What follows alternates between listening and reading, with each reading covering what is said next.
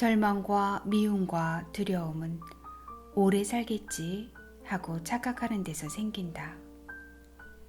우리는 언젠가 모두 죽는다는 사실을 기억하자. 이미 죽었다고 가정하는 것도 좋다. 자신을 삶의 끝에 세우면 삶의 진정한 의미가 무엇일까? 라는 난해한 질문에 대한 답을 비처럼 빠르게 구하게 될 것이다. 자신의 죽음을 상상할 때 우리는 최선의 존재로 비약한다. 책 읽어주는 클라우디아입니다. 겨울로 달려가는 오후 4, 5시 햇살을 혹시 기억하세요? 마치 태양과 지구 사이에 노란 백열등처럼 은은하고 따스한 조명을 비춰주는 것 같은 그런 느낌이랄까요? 저는 그 빛이 참 예쁘더라고요. 20여 년 전에 그 빛이 예쁘다고 느낀 그날, 그 순간이 저는 가끔 떠오르는데 오늘 오후에도 그 예쁜 빛을 봤어요. 그래서 창문을 열고 한참을 내다봤지 뭐예요. 구독과 좋아요 그리고 알람과 공유 부탁드립니다. 삶의 끝에서 비로소 깨닫게 되는 것들 두 번째 시간입니다. 죽음의 선택 앞에서야 인생의 진짜 의미를 깨달았다. 인생은 깨지기 쉽고 소중하며 또 예측할 수 없습니다. 하루하루가 선물이에요. 주어진 권리가 아니고요. 홀리의 말이 맞다. 인생은 권리가 아니라 선물이다. 삶은 우리가 어디서 당당히 벌어온 것이 아니라 고맙게도 누군가가 우리에게 준 것이다. 인생이라는 선물을 감사히 받아 유용하게 써야 한다. 그러면 어떻게 해야 하루하루를 행복하게 보낼 수 있을까? 언제나 행복했던 홀리는 아주 구체적인 일들을 추천한다. 자연으로 자주 나가세요. 가끔 아침에 일찍 일어나서 새소리를 듣고 뜨는 해가 만드는 아름다운 하늘을 보세요. 음악을 들으세요. 강아지를 껴안아 주세요. 친구들과 대화하세요. 전화를 걸어요. 오늘 잘 지냈나 물어보세요. 원하면 여행을 가고 원치 않으면 여행을 가지 말고요. 일하기 위해 살지 말고 살기 위해 일하세요. 마음을 행복하게 만드는 일을 하세요. 하기 싫은 일에는 놓으라고 꼭 답하세요. 남들이 생각하는 좋은 인생을 살 필요는 없어요. 사랑하는 사람에게 사랑한다고 자주 말하고 모든 것을 주면서 사랑하세요. 여기까지 한 젊은 여자의 인생 조언이었어요. 받아들여도 좋고 아니어도 좋아요. 난 괜찮아요. 그럴 것 같다. 이렇게 자꾸 예쁜 일들을 하다 보면 곧 행복해질 것이고 행복해지면 인생을 더 뜨겁게 사랑하게 될 것 같다. 산책하고 강아지를 껴안고 친구와 대화하고 음악을 들으면 된다. 더 필요 없다. 인생을 사랑하는 법은 단순하고 쉽다. 그런데 위의 내용은 사실 홀리의 소망 리스트였다. 죽지 않는다면 꼭 해보고 싶은 일들이었다. 사랑을 나누고 우정을 쌓고 여행을 가며 싫은 건 싫다고 말하면서 살고 싶었다. 그 작고 간단한 일들이 홀리처럼 생명을 잃는 사람에게는 불가능하다. 다음은 삶의 끝에서 울고불고 소리쳐봐야 소용없음을 깨닫고 돌연 용기를 낸 바네사 이야기입니다.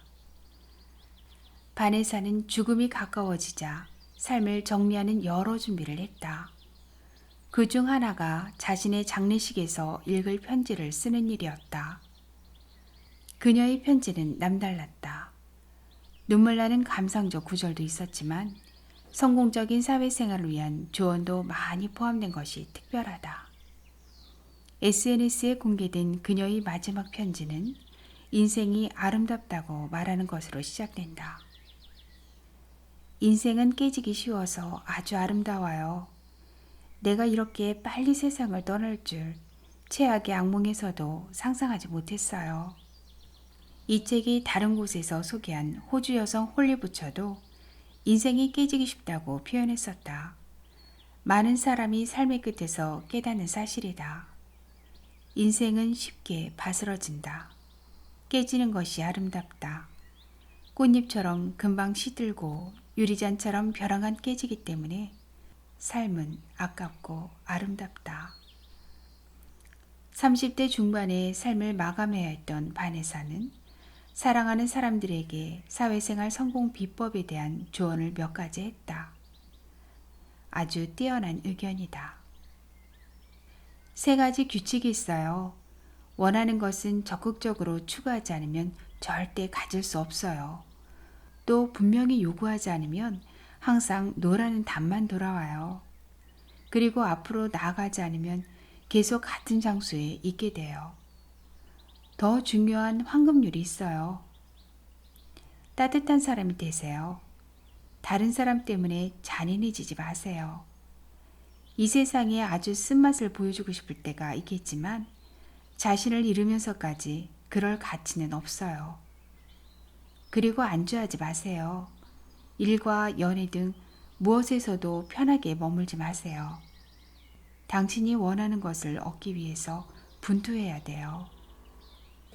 바네사는 생각이 깊은 사람이었다. 사회에서 여성으로서 어려움을 많이 겪었고 홀로 성찰도 깊이 했던 게 분명하다. 하나같이 빛나는 조언이다. 목표를 적극적으로 추구하고 요구를 또박또박 밝혀야 한다. 더 중요한 것이 있다. 다른 사람을 온화하게 대해야 한다. 괘씸한 마음이 들어도 친절해야 한다. 그게 어렵다면 적어도 가혹해서는 안 된다. 이것은 황금처럼 중요한 규칙이다라는 바네사의 생각은 분명히 타당하다. 사회에서 만난 나쁜 사람들 때문에 내가 무례하게 말하고 행동하면 내가 타락하는 게 된다. 나쁜 놈 때문에 내가 나쁜 놈이 되지 말아야 한다. 바네사가 강조하는 또 다른 조언은 안주하지 말라는 것이다. 직장일을 대충 하면서 지내서는 곤란하다. 애인 때문에 상처를 받으면 침묵해서도 안 된다. 더 좋은 삶이 되기 위해서는 항상 분투해야 한다고 조언한다. 이 즈음에서 느낌이 묘해진다. 장례식장에서 읽힌 유서가 분명한데 마치 자기 개발서를 읽는 느낌이다. 보통 유서는 애통함 같은 감상이 가득하지만 바네사는 이성적이다. 여러분 안녕히 같은 이별 인사 대신 여러분 이렇게 살아야 해요 라고 실용적 제안을 남겼다. 다음은 우리가 잘 알고 있는 러시아의 문학가 도스토옙스키의 이야기입니다. 러시아의 문학가 도스토옙스키에게도 죽음은 상상을 초월하는 일이었다. 그런데 마이클 잭슨이나 아이스 클로스와는 반대다. 뜻밖의 행운을 누린 것이다. 죽을 게 분명하다고 생각한 순간에 달려오던 죽음의 운명이 갑자기 사라져버렸다. 도스토옙스키는 1849년 12월 공개 사형장으로 끌려갔다. 같은 처지의 죄수 여러 명과 늘어선 곳은 러시아 상트페테르부르크의 한 광장이었다. 군중이 모여 구경하는 가운데 사형 선고문이 읽혔다. 머리 위에서 칼을 부러뜨리고 죄수들이 십자가에 입을 맞추는 의식이 치러졌다. 죄수들은 한 줄로 세워졌다. 도스토옙스키는 6번째였는데 먼저 앞에 3명이 기둥에 묶였다. 방아쇠가 당겨지면 사형 집행이 시작되는 것이다. 사형장에선 모든 죄수는 삶이 끝났다고 확신할 수밖에 없었다. 이제 정말로 영영 죽게 되는 것이다. 2번 다시 숨을 쉬거나 맛있는 걸 먹을 수 없다. 사형수들의 얼굴은 흑빛으로 변했다. 구경꾼들은 알 수 없는 흥분에 휩싸였다. 그런데 사형 직전 아무도 예상하지 못한 일이 벌어졌다. 황제가 사형수들을 용서한다고 갑작스레 공표했다. 뜬금없는 일이었다. 도스토옙스키는 자신이 죽는다는 걸 믿어 의심치 않았던 순간에 돌연히 새 생명을 얻었다. 확률적으로 극히 드문 기이한 일이었다. 사형 중단은 황제의 관대함을 선전하기 위한 사전에 계획된 정치적 쇼였다. 그런데 속셈이 무엇이건 사형수들에게는 하등 중요하지 않다. 어찌됐건 살았다는 것만이 중요했다. 사형수들은 사는 동안 또다시 경험하지 못할 안도감과 희열을 느꼈을 것이다. 젊은 도스토옙스키는 황제와 봉건제에 반대하는 단체에 가담했다가 체포돼 사형 선고를 받았고 죽기 직전에 겨우 되살아났다. 그날 형 미하일에게 쓴 편지에서 도스토옙스키의 기쁨을 엿볼 수 있다. 형, 내 소중한 친구, 모든 것이 해결됐어요. 나는 수용소에서 4년 중노동형을 선고받았어요. 오늘 45분 동안 죽음의 소나기에 잡혀 있었어요. 마지막 순간까지 갔다가 다시 살아난 것입니다. 사형을 당했을까봐 걱정할 형을 안심시키기 위해서 쓴 편지다. 도스토옙스키는 시베리아 수용소에서 4년 동안 중노동하게 됐다. 노역하다가는 몸이 상하거나 심하면 죽을 수도 있는데도 기뻐하는 게 그래서 보인다. 당연히 당장 총살당하는 것보다는 생존할 확률이 높은 중노동이 훨씬 좋았을 것이다. 강주의 속의 살인적 노역을 기쁘게 받아들인 러시아 청년 도스토옙스키는 우리에게 세상의 모든 불행은 죽음보다는 낫다는 교훈을 준다. 달리 표현하면 삶의 끝에서 모든 불행은 도토리가 된다. 아무리 큰 불행도 죽음에 비하면 작고 사소하다. 좌절, 공포, 비탄, 막막함 등은 그래도 살아있으니까 느끼는 감정이다. 죽는 것보다는 어떤 감정이든 느끼는 게 훨씬 기쁘다. 잡다한 불행과 죽음을 견주는 습관이 우리의 삶을 밝게 한다. 뜻밖의 행운으로 죽음의 소나기에서 빠져나온 도스토옙스키의 가슴에는 희열뿐 아니라 깨달음도 가득했다. 그는 무엇보다 희망과 용기가 얼마나 중요한지 알게 됐다. 형, 나는 실망하지 않았고 용기가 꺾이지 않았어요. 인간으로 존재하려면 환경이 어떻든 희망과 용기를 잃지 말아야 해요. 그게 생명 자체이고 생명의 의무입니다. 맞는 말이다. 생명이 한 방울이라도 남아있는 한 용기를 지켜내는 게 사람의 의무다. 희망은 죽은 후에나 버려야 한다. 죽음에서 벗어나 기뻐했던 도스토옙스키가 사형장에서 돌아와 괴로워했던 것도 있다.